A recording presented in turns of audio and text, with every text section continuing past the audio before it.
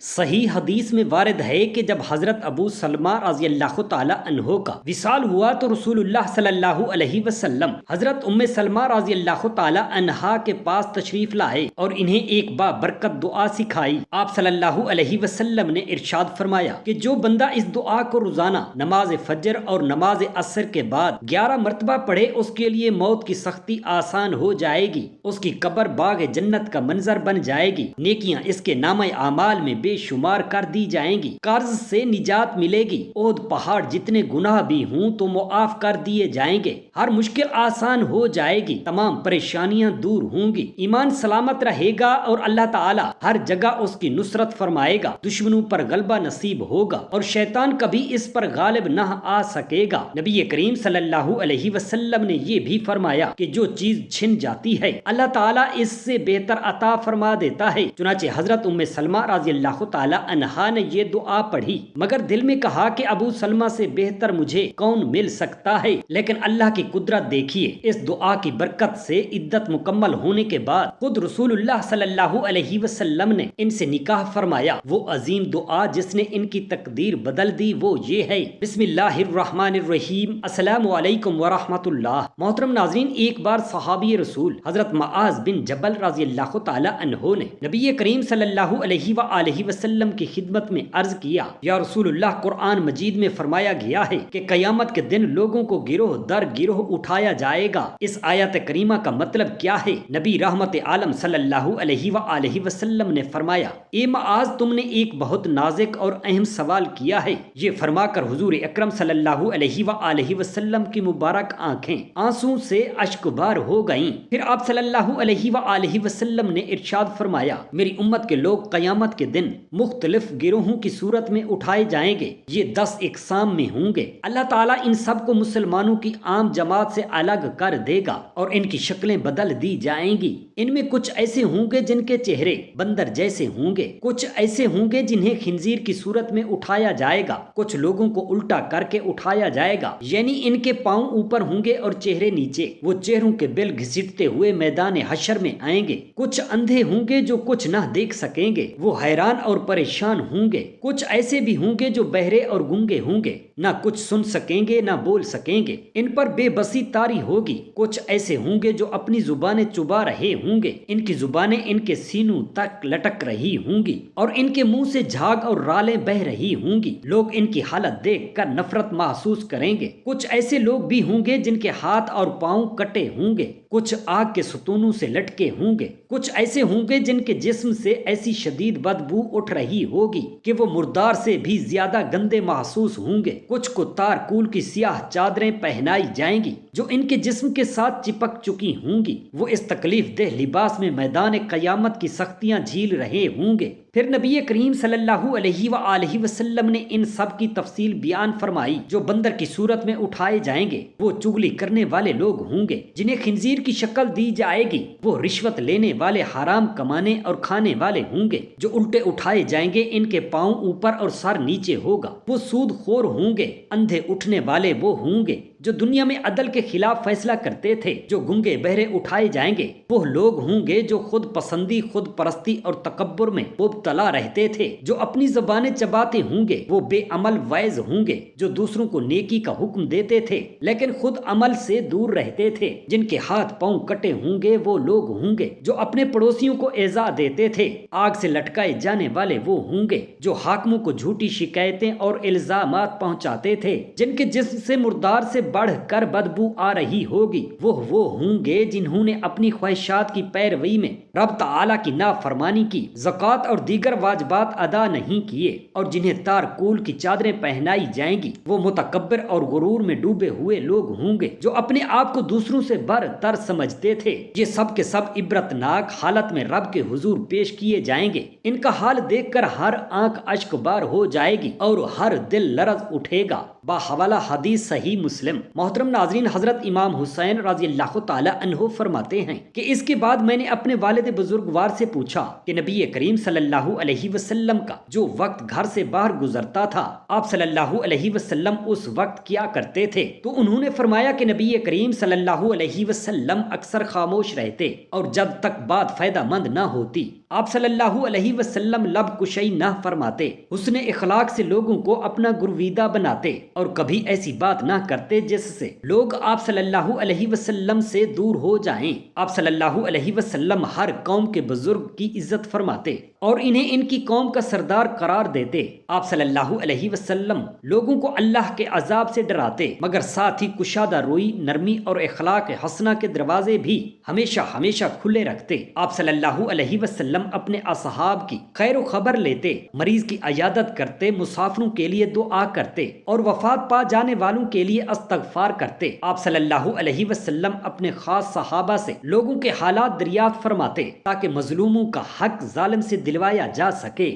آپ صلی اللہ علیہ وسلم نیکی کی تعریف فرماتے، اس کی تائید کرتے اور برائی کو زہر کر کے اس کی مذمت کرتے۔ آپ صلی اللہ علیہ وسلم کا مزاج ہمیشہ معتدل رہتا، اس میں نہ افراط ہوتا نہ تفریط۔ آپ صلی اللہ علیہ وسلم ہمیشہ اللہ کی طرف لوگوں کو متوجہ رکھتے تاکہ وہ غفلت اور سستی میں مبتلا نہ ہو جائیں۔ آپ صلی اللہ علیہ وسلم ہر وقت عبادت کے لیے تیار رہتے، حق کو ترک نہ کرتے اور نہ اس سے تجاوز کرتے۔ جو بھی آپ صلی اللہ علیہ وسلم کی خدمت میں حاضر ہوتا وہ خیر الناس ہوتا۔ آپ صلی اللہ علیہ وسلم کے نزدیک سب سے بہتر وہ تھا جو مسلمانوں کا سب سے زیادہ خیر خواہ ہوتا اور بلند مرتبے والا وہ ہوتا جو محتاجوں کی خبر گیری اور اپنے بھائیوں کی مدد کرتا۔ حضرت امام حسین رضی اللہ تعالی عنہ پھر فرماتے ہیں کہ پھر میں نے پوچھا کہ نبی کریم صلی اللہ علیہ وسلم کی مجلس کیسی ہوا کرتی تھی؟ تو والد محترم حضرت علی رضی اللہ تعالی عنہ نے فرمایا کہ نبی کریم صلی اللہ علیہ وسلم کا مجلس سے اٹھنا اور بیٹھنا اللہ کے ذکر کے بغیر نہ ہوتا۔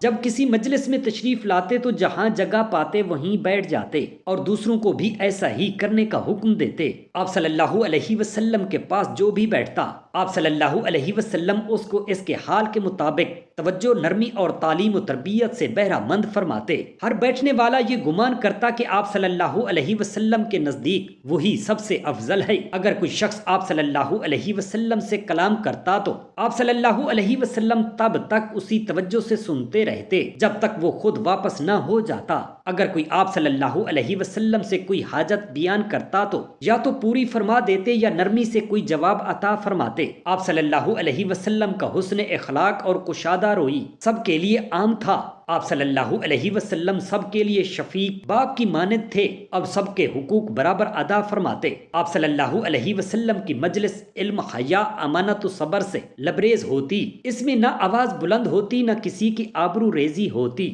نہ لغو باتیں ہوتی۔ آپ صلی اللہ علیہ وسلم کی مجلس میں سب لوگ برابری کی بنیاد پر شریک ہوتے تھے۔ ہاں، تقوی کے لحاظ سے کچھ کو کچھ پر فضیلت حاصل ہوتی۔ وہ سب متواضع ہوتے، بڑوں کی عزت کرتے، چھوٹوں پر شفقت فرماتے، حاجت مند کو اپنی ذات پر ترجیح دیتے، مسافر و اجنبی کے حقوق کا خیال رکھتے۔ پھر ایک دن ابو سفیان مدینہ آیا اور سب سے پہلے اپنی بیٹی حضرت ام المؤمنین ام حبیبہ رضی اللہ تعالی عنہا کے گھر گیا۔ وہ بستر پر بیٹھنے ہی والا تھا کہ حضرت ام حبیبہ رضی اللہ تعالی عنہا نے بستر لپیٹ لیا۔ ابو سفیان نے حیران ہو کر پوچھا کہ بیٹی، تم نے یہ بستر کیوں ہٹا دیا؟ کیا تم نے بستر کو میرے قابل نہ سمجھا یا مجھے بستر کے قابل نہ سمجھا؟ تو حضرت ام حبیبہ رضی اللہ تعالی عنہا نے جواب دیا کہ یہ رسول اللہ صلی اللہ علیہ وسلم کا بستر مبارک ہے اور تم مشرک و نجس ہو، اس لیے میں نے گوارا نہ کیا کہ تم رسول اللہ صلی اللہ علیہ وسلم کے بستر پر بیٹھو۔ ابو سفیان اس بات پر دل برداشتہ ہو کر وہاں سے چلا آیا اور نبی کریم صلی اللہ علیہ وسلم کی خدمت میں حاضر ہو کر اپنی بات عرض کی، مگر آپ صلی اللہ علیہ وسلم نے کوئی جواب نہ دیا۔ پھر وہ حضرت ابو بکر صدیق رضی اللہ تعالی عنہ،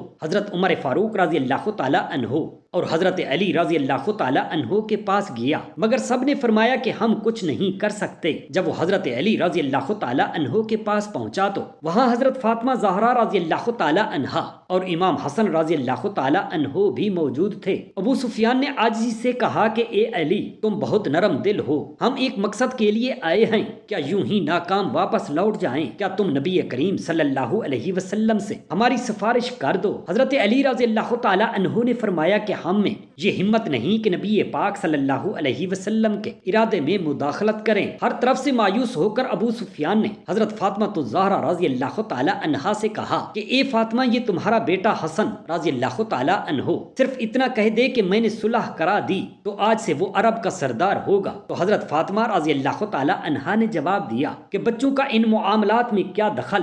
آخر میں ابو سفیان نے حضرت علی کرم اللہ وجہ الکریم سے کہا کہ اب میں کیا کروں؟ تو حضرت علی رضی اللہ تعالی عنہ نے فرمایا کہ تم بنی کنانہ کے سردار ہو، خود ہی اعلان کر دو کہ میں نے صلح حدیبیہ کی تجدید کر دی۔ ابو سفیان نے پوچھا کہ کیا یہ اعلان کچھ فائدہ دے گا؟ فرمایا کہ ظاہر ہے کہ یک طرفہ اعلان کچھ فائدہ نہیں دے گا، مگر اب تمہارے پاس اور کوئی راستہ نہیں۔ چنانچہ ابو سفیان مسجد نبوی میں آیا اور بلند آواز سے اعلان کیا کہ میں نے معاہدہ حدیبیہ کی تجدید کر دی، مگر کسی مسلمان نے اس پر کوئی توجہ نہ دی۔ وہ مایوس ہو کر واپس مکہ چلا گیا۔ جب وہاں پہنچا تو قریش نے پوچھا کہ کیا ہوا؟ اس نے ساری بات سنائی۔ قریش نے پوچھا کہ کیا نبی کریم صلی اللہ علیہ وسلم نے صلح کو قبول کیا؟ ابو سفیان نے کہا کہ نہیں۔ قریش نے کہا کہ پھر یہ سب بے فائدہ تھا، نہ یہ صلح ہے نہ جنگ۔ اس کے بعد نبی کریم صلی اللہ علیہ وسلم نے خاموشی سے جنگ کی تیاری شروع کر دی۔ حضرت بی بی عائشہ رضی اللہ تعالی عنہا سے بھی فرمایا کہ جنگ کے ہتھیار درست کریں اور تمام حلیف قبائل کو بھی تیاری کا حکم بھیجا، مگر کسی کو یہ نہ بتایا کہ کہاں جانا ہے، حتیٰ کہ حضرت ابو بکر صدیق رضی اللہ تعالی عنہ سے بھی نہ فرمایا۔ جب حضرت ابو بکر صدیق رضی اللہ تعالی عنہ حضرت عائشہ صدیقہ رضی اللہ تعالی عنہا کے پاس آئے اور دیکھا کہ وہ جنگی تیاری کر رہی ہیں تو پوچھا کہ کیا نبی پاک صلی اللہ علیہ وسلم نے حکم دیا ہے؟ انہوں نے کہا جی ہاں۔ پوچھا کہ کہاں جانا ہے؟ تو عرض کیا واللہ مجھے معلوم نہیں۔ اس طرح مکمل رازداری کے ساتھ نبی کریم صلی اللہ علیہ وسلم نے جنگ کی تیاری فرمائی تاکہ اہل مکہ کو خبر نہ ہو اور اچانک ان پر چڑھائی کی جا سکے۔ محترم ناظرین، جب حضرت ابو سلمہ رضی اللہ تعالی عنہ کا انتقال ہوا تو ان کی اہلیہ حضرت ام سلمہ رضی اللہ تعالی عنہا غم میں ڈوب گئیں۔ اس موقع پر نبی کریم صلی اللہ علیہ وسلم نے انہیں ایک عظیم دعا سکھائی اور ارشاد فرمایا کہ جو شخص اس دعا کو روزانہ فجر اور عصر کی نماز کے بعد 11 مرتبہ پڑھے، اللہ تعالیٰ اس پر نزا کے وقت آسانی فرمائے گا، اس کی قبر کو منور اور شاداب کر دے گا، اس کی نیکیوں کا پلڑا بھاری کر دے گا، وہ قرضوں سے نجات پائے گا، اس کے گناہ بخش دیے جائیں گے، چاہے وہ احد پہاڑ کے برابر ہی کیوں نہ ہوں، اسے ہر مشکل میں سہولت نصیب ہوگی، تمام پریشانیاں ختم ہوں گی، اس کا ایمان سلامت رہے گا، اللہ تعالیٰ اسے ہر مقام پر اپنی مدد عطا فرمائے گا، دشمنوں پر غلبہ حاصل ہوگا اور شیطان کبھی اس پر قابو نہیں پا سکے گا۔ نبی کریم صلی اللہ علیہ وسلم نے یہ بھی فرمایا کہ جو چیز چھن جاتی ہے اللہ اس سے بہتر عطا فرماتا ہے۔ حضرت ام سلمہ رضی اللہ تعالی عنہا نے اس دعا کو تو پڑھنا شروع کر دیا، لیکن دل میں یہ خیال آتا رہا کہ ابو سلمہ سے بہتر بھلا کون ہو سکتا ہے، مگر عدت کے ایام مکمل ہونے کے بعد اللہ نے انہیں وہ شرف عطا فرمایا جو دنیا میں کسی عورت کو نصیب نہ ہوا۔ نبی کریم صلی اللہ علیہ وسلم نے ان سے نکاح فرمایا اور جو اللہ تعالیٰ نے اپنے وعدے کے مطابق حضرت ام سلمہ رضی اللہ تعالی عنہا کو اس سے بہتر عطا فرما دیا، وہ دعا یہ ہے: اللہم انی اعوذ بک من الہم والحزن واعوذ بک من العجز والکسل واعوذ بک من الحین والبخل واعوذ بک من الغلبۃ الدین وقہر الرجال۔ محترم ناظرین، بنی اسرائیل کے لوگ ایک نیک عابد کی عبادت کا تذکرہ کر رہے تھے، جسے سن کر ایک فاحشہ عورت نے کہا کہ اگر تم چاہو تو میں اسے فتنے میں مبتلا کر سکتی ہوں۔ لوگوں نے کہا کہ یہ تو تمہاری خواہش ہے۔ چنانچہ ایک روز جریج اپنی عبادت خانہ میں مصروف عبادت کر رہا تھا کہ وہ عورت اس کے پاس آئی اور برائی کی دعوت دی۔ جریج نے انکار کیا تو وہ عورت نیچے چرواہے کے پاس گئی جو گرجے کے نیچے بکریاں چراتا تھا اور اسے اپنے نفس پر قابو دے کر اس سے گناہ کروایا۔ اس کے بعد اس کے ہاں ایک بچہ پیدا ہوا تو اس نے اعلان کیا کہ یہ بچہ جریج کا ہے۔ لوگ غصے میں بھر کر جریج کے پاس پہنچے، اسے عبادت خانے سے نیچے اتارا، اسے مارا پیٹا، گالیاں دیں اور اس کا گرجا توڑ دیا۔ جریج خاموش رہا، پھر پوچھا کہ کیا ماجرا ہے؟ لوگوں نے کہا تم نے بدکاری کی ہے اور یہ بچہ تمہارا ہے۔ جریج نے کہا بچہ کہاں ہے؟ لوگوں نے دکھایا تو جریج نے نماز پڑھی، پھر بچے کے پاس جا کر اس سے کہا اللہ تعالیٰ نے اس بچے کو گویائی عطا فرمائی۔ بچے نے جواب دیا فلاں چرواہا۔